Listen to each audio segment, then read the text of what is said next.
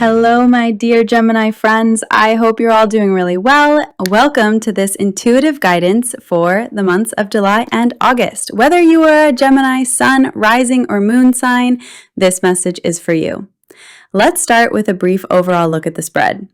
In terms of major arcana, you have the World, representing what your soul desires most at this moment. It speaks of beautiful fulfillment. Then you have the Empress as what will support you in fulfilling this mission. The Fool appears as your main challenge, so this is a transition that's clearly not that easy. The Chariot shows up in your emotional life, so things are definitely moving there. And finally, the magnificent Sun at the end of August. Let's dive into what your soul most longs for during these 2 months. I've decided to anchor all my readings around the soul, because when we live from the level of the soul and not our little self or ego, life becomes not only more aligned, but also more beautiful and abundant in every sense. Here you have the World and the Ten of Wands. These two cards clearly show that something significant has come to an end. And as always, the end of something signals the beginning of something new. But you're not quite there yet. You're still in the energy of fulfillment. That's what your soul truly longs for right now. The World is the final card of the major arcana. It comes after all the challenges, all the initiations, all the transformations. It represents a beautiful completion, a major life achievement in whatever area it may be.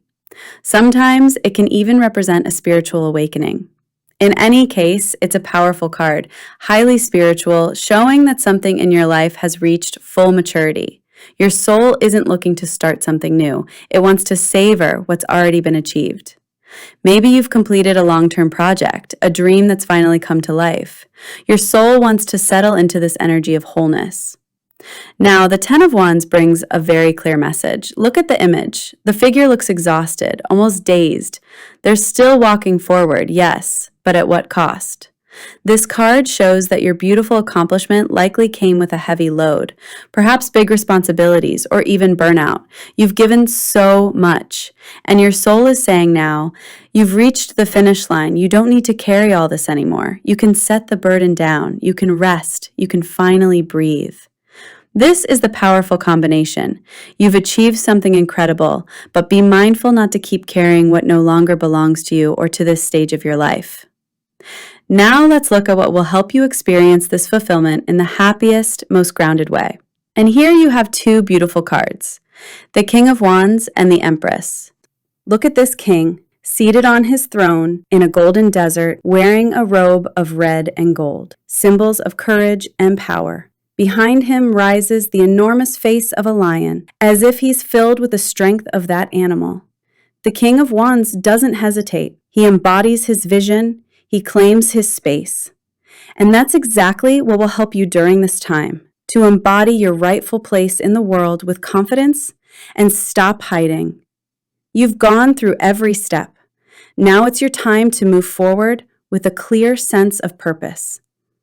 The Empress, right alongside him, strengthens that message of authority, because after all, she's an empress. But she adds gentleness and creativity. Look at this stunning version from the Celtic tarot. I'll include the names of both decks I used in the description. She holds out a veil filled with water, animals, trees. She is the embodiment of the Great Mother in all her beauty. She reminds you that your success should not only be powerful, it should be alive, nourishing, and deeply rooted. She invites you to care for yourself, to reconnect with nature and everything that brings you joy and peace. And yes, the Empress is also the card of creation. Whether that's planting a garden, starting a project, creating something artistic, building a home, or simply shaping a space around you that truly feeds your soul. Together, these two cards offer complementary energies. The King inspires you with fire, and the Empress grounds you with earth. They'll help you reconnect with your power. You have nothing left to prove. You're ready to shine. Let's now explore your main challenge during these 2 months, represented by the Fool and the Seven of Swords. The Fool, interestingly, a card with no number in the original tarot, is complex but fascinating. In the image, we see a figure walking lightheartedly. carrying only a small bundle, a symbol of the few resources from their past life they've chosen to bring forward. They step joyfully, almost euphorically, yet they are literally one step away from falling into a ravine. The Fool is the card of new beginnings, a leap into the unknown. But here, as your challenge, it may suggest that this leap feels scary. There may be a part of you that's hesitant to let go, to surrender. A part of you resisting starting fresh, even though a previous cycle has clearly come to an end, as the world showed us. The Fool is asking, are you willing to let life carry you? Can you trust even if the path ahead isn't fully visible yet? And then comes the very revealing Seven of Swords, shown here in a wonderfully unique way. It's a card that can mean a strategic retreat, but also sometimes avoidance or self-deception. Together, this combination suggests you might not be completely honest with yourself. You want to carry the carefree energy of the Fool, but inside, your mind feels tense or conflicted.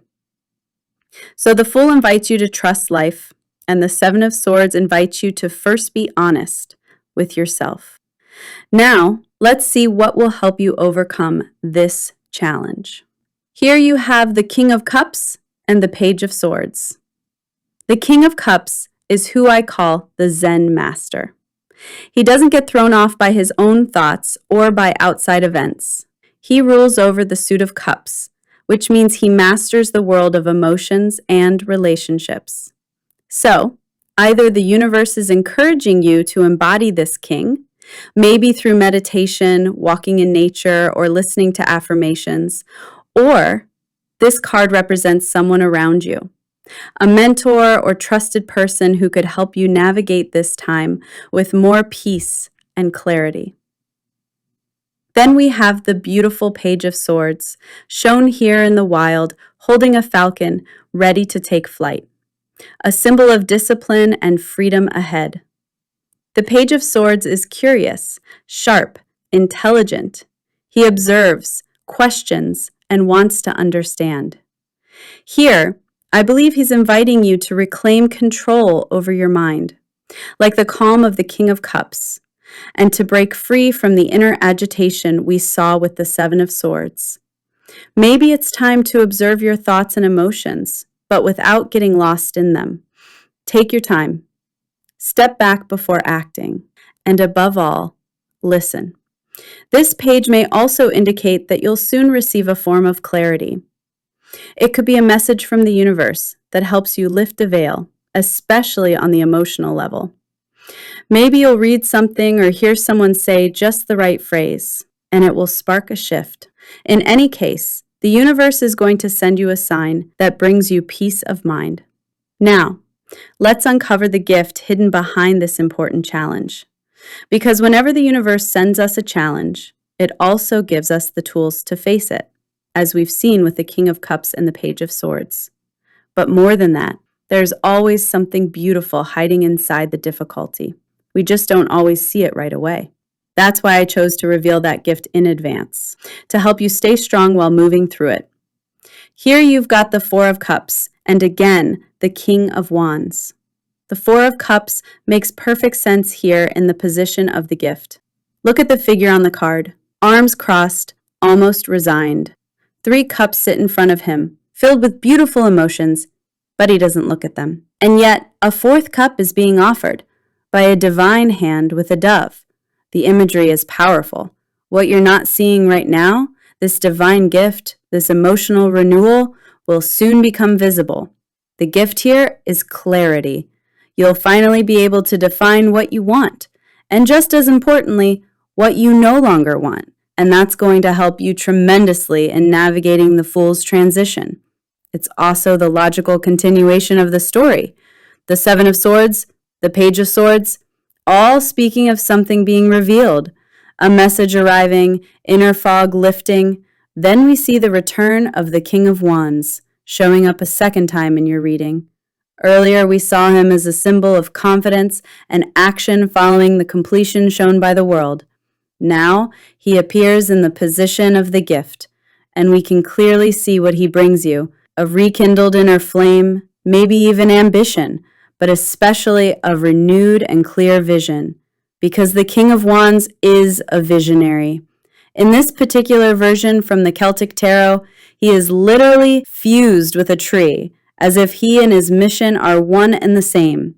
And that is such a beautiful gift, because it shows you're about to reconnect with your inner power, but this time without burning out. This is a true rebirth waiting for you. Let's now turn to your emotional life. You've drawn 2 cards that carry a very similar energy in this context, the 7 of Cups and the Chariot. You can feel it right away. Your emotions may be all over the place during this time. The 7 of Cups shows a figure standing in front of 7 floating cups in the clouds. Some hold wonderful things, jewels, a castle, a laurel crown, but others hold dangers, like a dragon or a snake. This card speaks of multiple choices, so many that it can lead to confusion or indecision and sometimes even illusion. You might find yourself thinking, what should I do? Should I go with this or maybe that? How do I even choose? There's a real sense of emotional overwhelm, like your heart is sending too many signals at once. And that feeling is reinforced by the Chariot, shown here as a man confidently charging forward, his chariot moving at full speed. This is the energy of your emotions, intense, forceful, sometimes pulling you in many directions. You're not yet in the inner calm of the King of Cups, or in the stability we saw in your gift position. Instead, there's movement, waves, internal chaos. July and August could feel emotionally chaotic, with desires, dreams, projections, but also doubts and difficulty making a truly aligned choice. At this stage, your desire to regain control and channel on the intensity of the Chariot is not yet fully grounded. But that's not a bad thing. It simply means that the movement has begun, and it will just take a little time. And I can tell you, you'll get there beautifully, because I can't help but see what's coming next, the sun at the end of August. Now let's move into your professional and financial life for July and August. And here you've got 2 very uplifting cards, the Page of Wands and the 9 of Pentacles. The Page of Wands, like all pages, carries excitement. He's curious, full of fresh energy. He always signals something new, an idea, an impulse, to try something different. In the card, he holds his wand like a symbol of inspiration. I think there's a little seed inside you that's starting to grow, nudging you to begin something. It could be an activity, a life project, a passion, something new and creative. You may already feel this spark, and if you do, the universe is saying, even if this idea is just beginning, it's meaningful because it comes from your heart. It's something deeply aligned with who you are. And this project feels deeply personal because it's paired with the 9 of Pentacles. The 9 of Pentacles is the card of independence. It's about harvesting the fruits of your own effort. Unlike the 3 of Pentacles, which often speaks of collective achievement, this is just about you, your path, your work, your success. So whether you're still working, retired, in transition, or simply reflecting, these 2 cards say, it's time to begin something new, something that truly feeds your soul, excites you, and that you'll carry out on your own terms.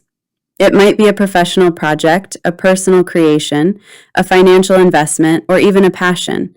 But the only thing that matters is that it feels like you, something that makes your eyes light up when you wake up in the morning. It's a beautiful message. Even the smallest thing you start now could grow into something truly meaningful and fulfilling.